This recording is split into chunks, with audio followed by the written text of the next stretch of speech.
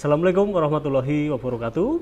Perkenalkan, saya Didi Pramono, SPD MPD, NIDN 0001128808. Saya merupakan dosen pada program studi Pendidikan Sosiologi dan Antropologi Fakultas Ilmu Sosial dan Ilmu Politik Universitas Negeri Semarang.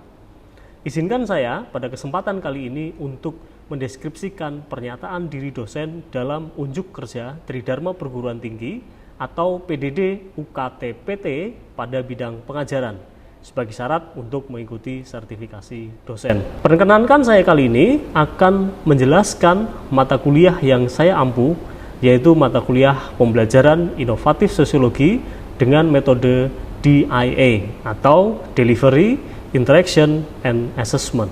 Mata kuliah pembelajaran inovatif sosiologi merupakan mata kuliah wajib bagi mahasiswa semester 5 pada program studi S1 Pendidikan Sosiologi dan Antropologi.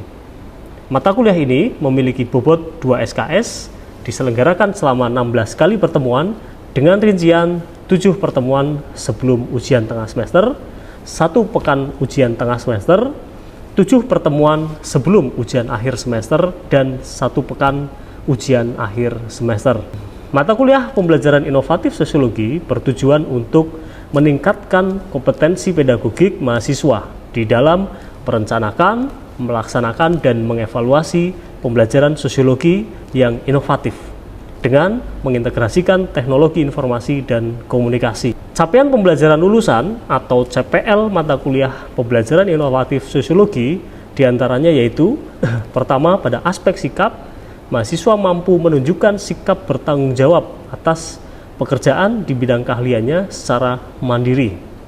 Pada aspek keterampilan umum, mahasiswa mampu menerapkan pemikiran logis, kritis, sistematis, dan inovatif dalam konteks pengembangan atau implementasi ilmu pengetahuan dan teknologi yang memperhatikan dan menerapkan nilai humaniora sesuai dengan bidang keahliannya.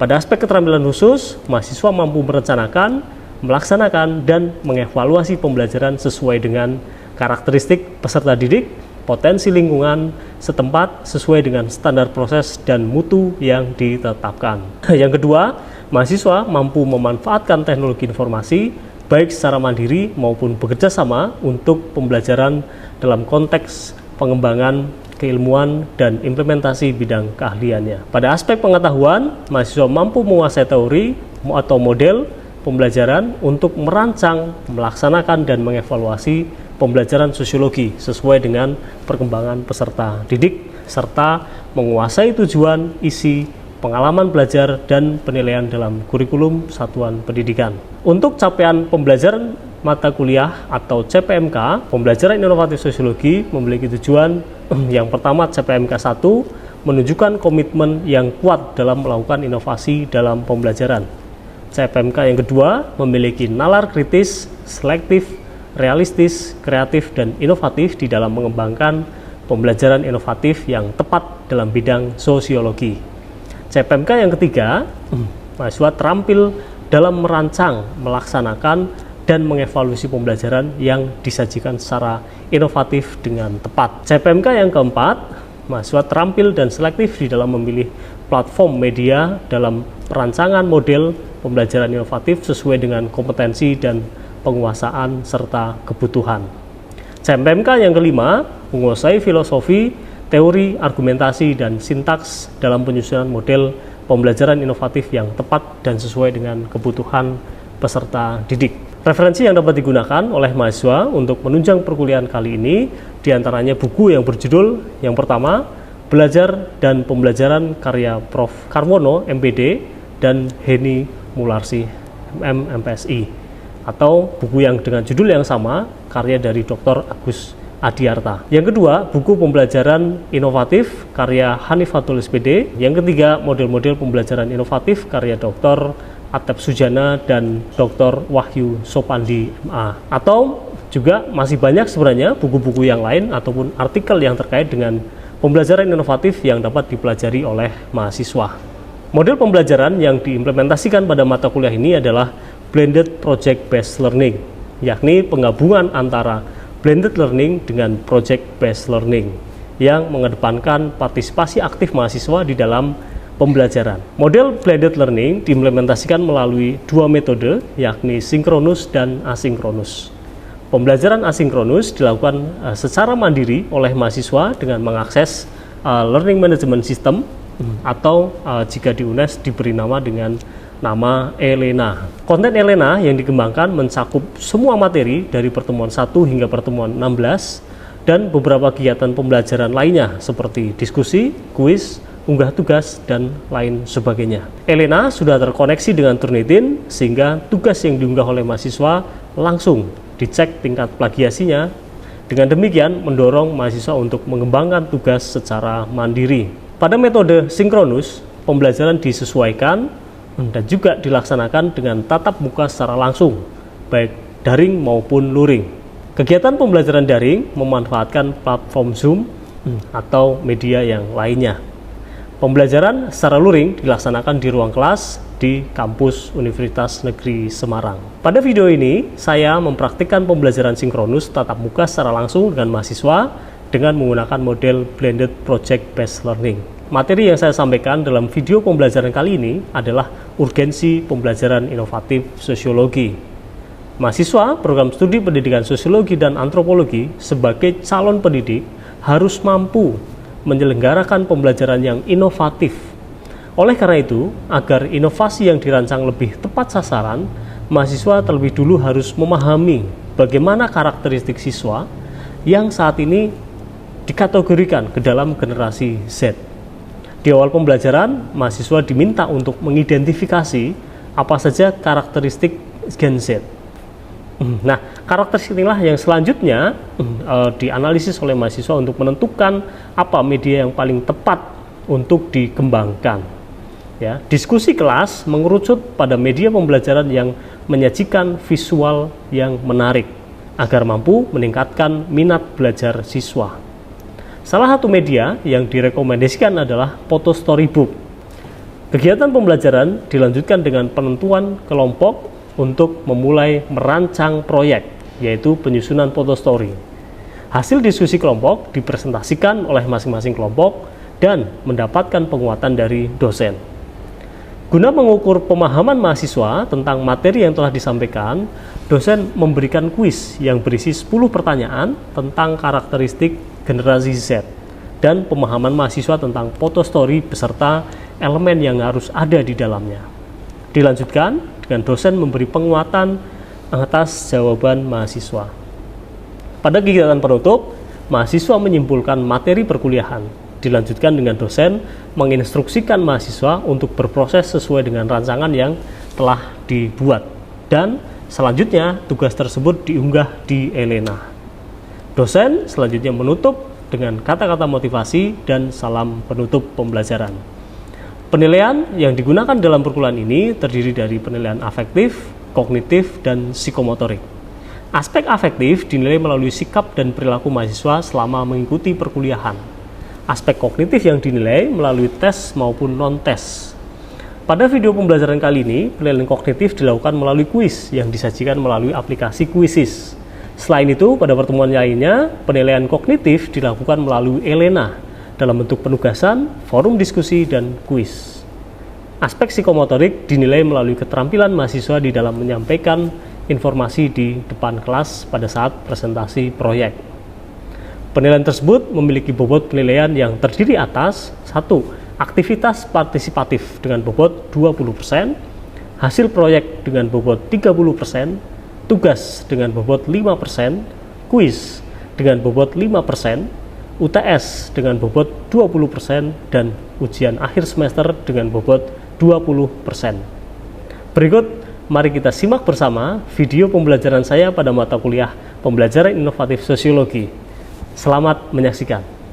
Baik, bismillahirrahmanirrahim. Assalamualaikum warahmatullahi wabarakatuh. Waalaikumsalam warahmatullahi wabarakatuh. Oke, baik, terima kasih. Selamat pagi, salam sejahtera untuk kita semua. Ya, pagi ya. Oke, gimana kabarnya hari ini?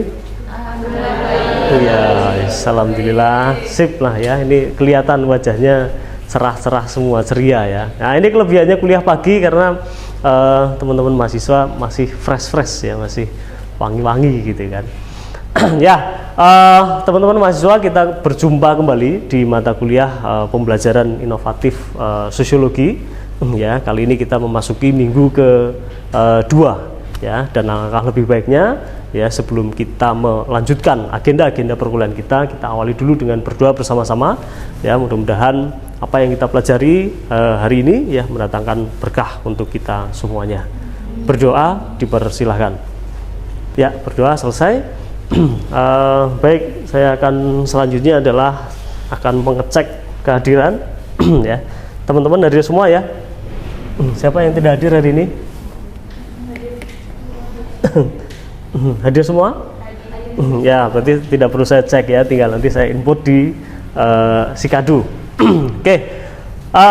Teman-teman mahasiswa ya, karena ini minggu kedua, berarti kemarin kita di minggu pertama sudah membahas satu materi ya sebagai dasar kita di mata kuliah pembelajaran inovatif sosiologi. Minggu lalu kita sudah berbicara kaitannya dengan hakikat inovasi. Nah, ya panjang lebar kita bicara tentang inovasi.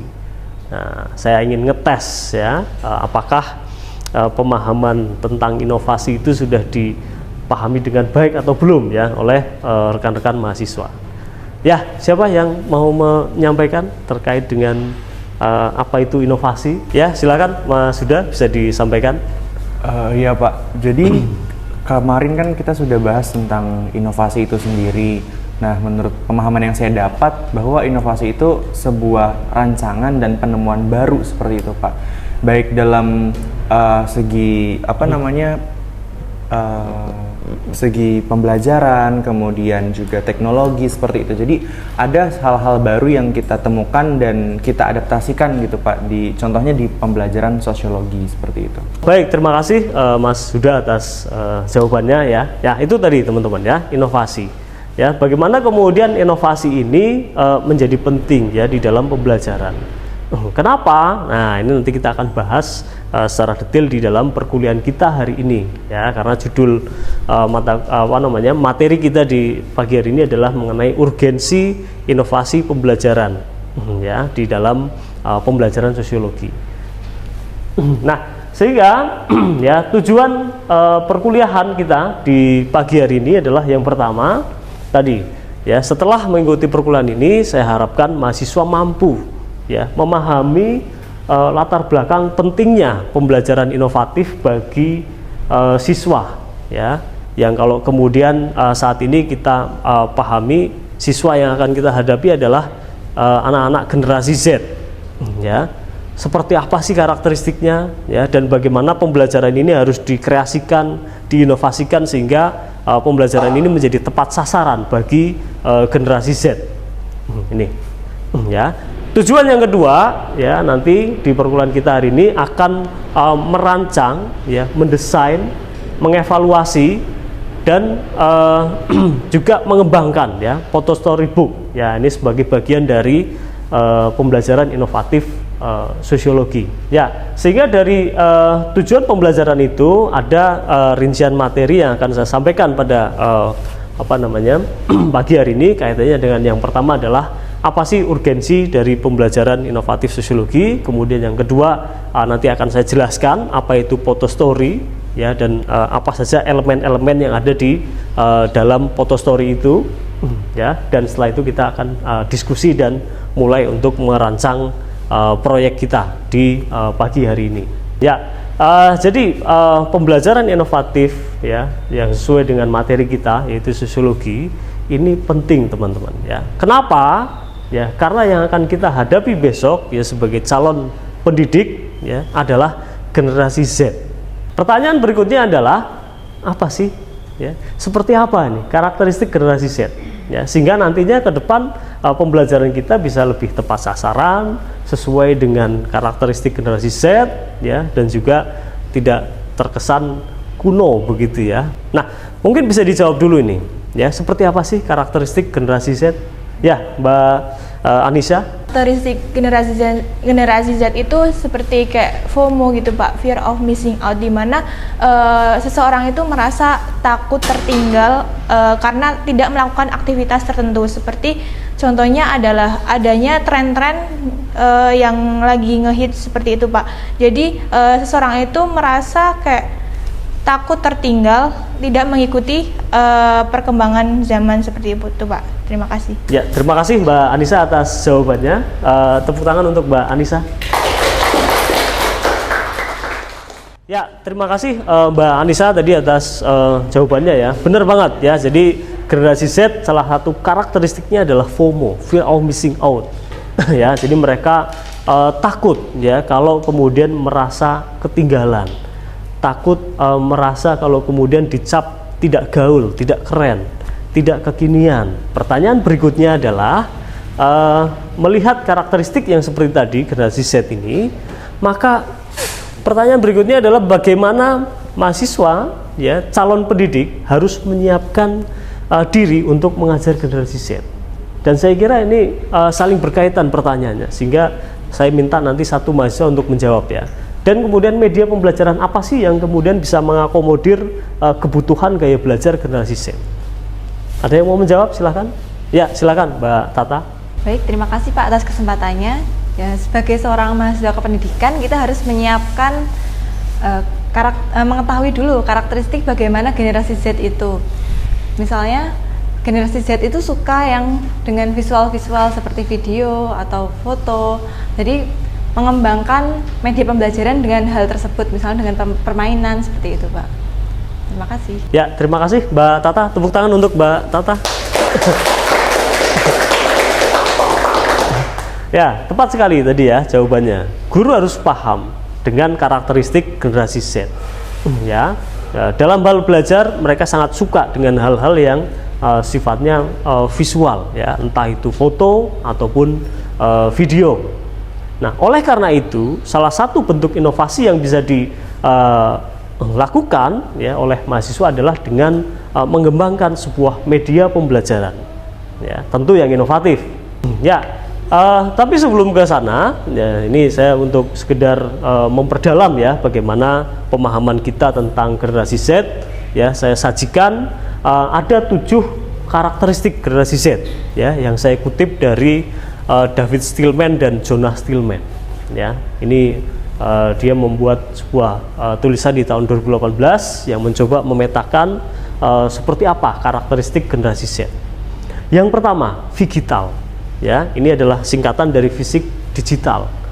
Nah, ini seperti tadi yang saya jelaskan ya, bahwa generasi Z ini adalah juga bisa disebut sebagai digital native.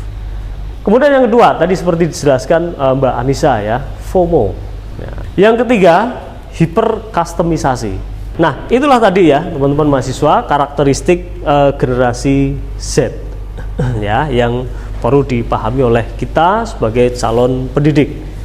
Nah, sehingga dalam pembelajaran kita harus betul-betul memahami itu. Nah, inilah yang juga semakin memperkuat ya bahwa kita di dalam mengajar, nah, mendesain pembelajaran itu harus inovatif. Kuliahan saya ini saya ajak teman-teman mahasiswa untuk membuat sebuah media pembelajaran inovatif. Nah, satu yang saya tawarkan adalah ini. Kita akan merancang sebuah foto storybook. Ya. Apa itu foto storybook? Jadi foto storybook ini merupakan media pembelajaran yang tidak hanya menyajikan foto-foto yang bagus saja. Jadi singkatnya, foto story ini adalah, nah ini yang saya tulis di poin ketiga, yaitu storytelling with photograph. Ya, nah narasi yang disajikan di dalam foto story ini pun tidak hanya ya menceritakan ulang gambar itu, ya, tetapi menceritakan apa yang ada di balik gambar itu. Untuk membuat sebuah foto story yang bagus, tentu ada elemen-elemen yang harus diperhatikan oleh teman-teman semuanya di sini. Ya, apa saja? Nah, setidaknya ada 6 elemen yang harus ada di dalam foto story.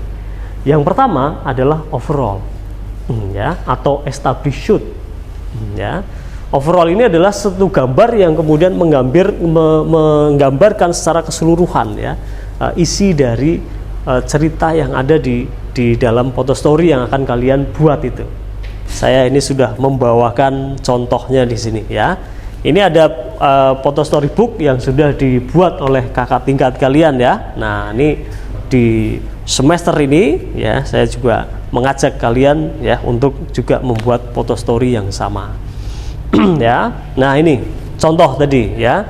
Nah, overall ini biasanya juga disajikan ya sebagai cover di dalam sebuah foto story. Dan terakhir adalah cleanser. Ini adalah kesimpulan ya. Nah, jadi dari cerita yang kemudian disajikan dalam foto story ini, apa sih kesimpulannya? Ya, biasanya ini berada di belakang gitu ya. Biasanya berada di belakang. Ya, maka teman-teman mahasiswa perlu menyajikan sebuah kesimpulan yang diceritakan, dinarasikan. Nah, itu dia ya, 6 elemen di dalam foto storybook. Ya, karena kita sudah memahami apa saja yang menjadi elemen foto story, maka berikutnya saya akan memberikan sebuah project kepada kalian ya. Tentu projectnya sudah kalian ketahui bersama ya, bahwa kita akan mengembangkan media pembelajaran ya berupa foto storybook ya. Nah, jadi saya akan membagi ya mahasiswa di kelas ini menjadi 5 kelompok ya. Untuk selanjutnya kita akan bekerja ya di kelompok-kelompok kecil ini untuk menyusun rancangan proyek ya. Apa ya tema besar yang akan kalian angkat. Dan sebagai langkah teknis, maka ya harus mulai disusun jadwalnya ya. Minggu pertama akan apa, minggu kedua akan apa, dan seterusnya ya. Nah, ini. Dan hari ini coba hasil dari diskusi kecil itu saya akan beri waktu setengah jam kepada kalian untuk merancang ya. Berikutnya dipresentasikan di depan kelas. Kita generate. Nah, sudah jadi tara gitu ya. Nah, ini ada 5 kelompok yang sudah terbentuk ya. Untuk tim 1 berarti ada Mbak Ika Rahma dan kawan-kawan. Tim 2 nanti ada Mas Egi dan kawan-kawan. Oke, berikutnya silahkan berkelompok sesuai dengan kelompok masing-masing ya. Silahkan. Pak, Oh ya, izin silakan. tanya, temanya itu harus yang seperti apa ya Pak? Tema-tema yang dipilih, nah ini harus tema-tema yang sesuai dengan kompetensi inti ya pada mata pelajaran sosiologi ya. Sehingga coba dicari dulu ya, searching gitu ya, kompetensi inti sosiologi apa ya, kelas berapa, entah itu 10, 11 atau 12, tentukan ya. Kemudian kira-kira apa nih ya media yang dibutuhkan untuk membantu menjelaskan kompetensi inti itu. Nah,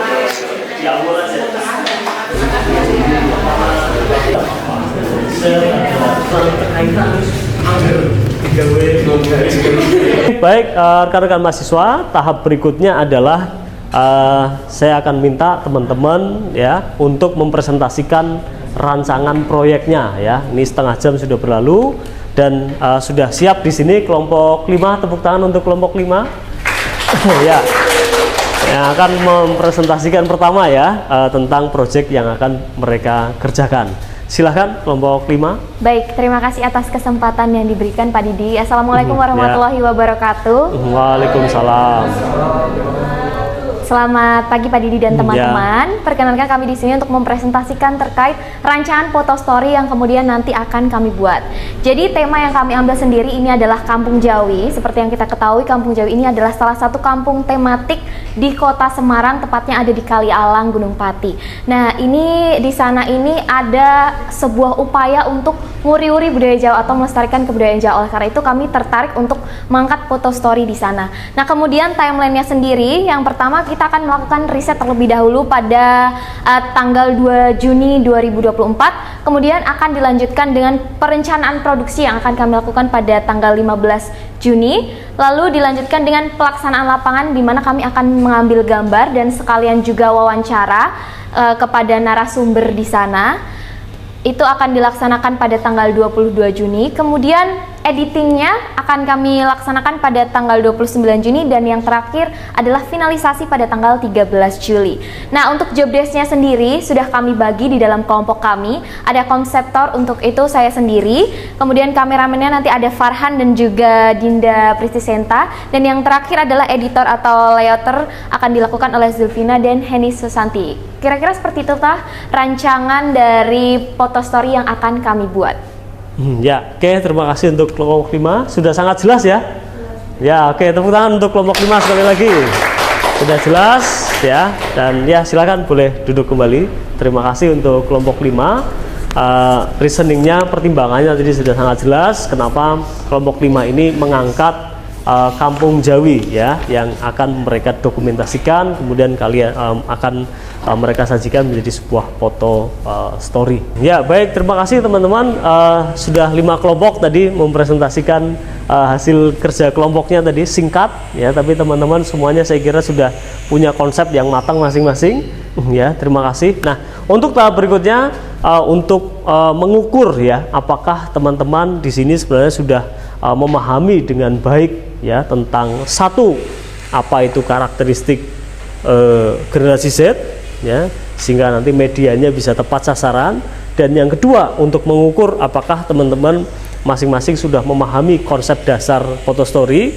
Oleh karena itu ada kuis yang harus dikerjakan oleh teman-teman semuanya ya. It's time to quiz ya. Untuk mengerjakan kuis silahkan bisa kembali ke tempat masing-masing ya, kursinya bisa dirapikan terlebih dulu. Setelah itu kita coba kerjakan bersama-sama kuis yang sudah saya sediakan.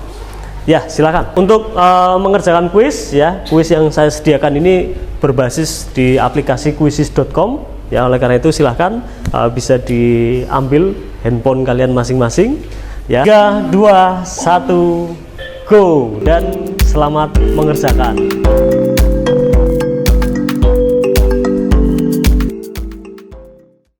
Ya, oke ya teman-teman, sudah selesai semua mengerjakan?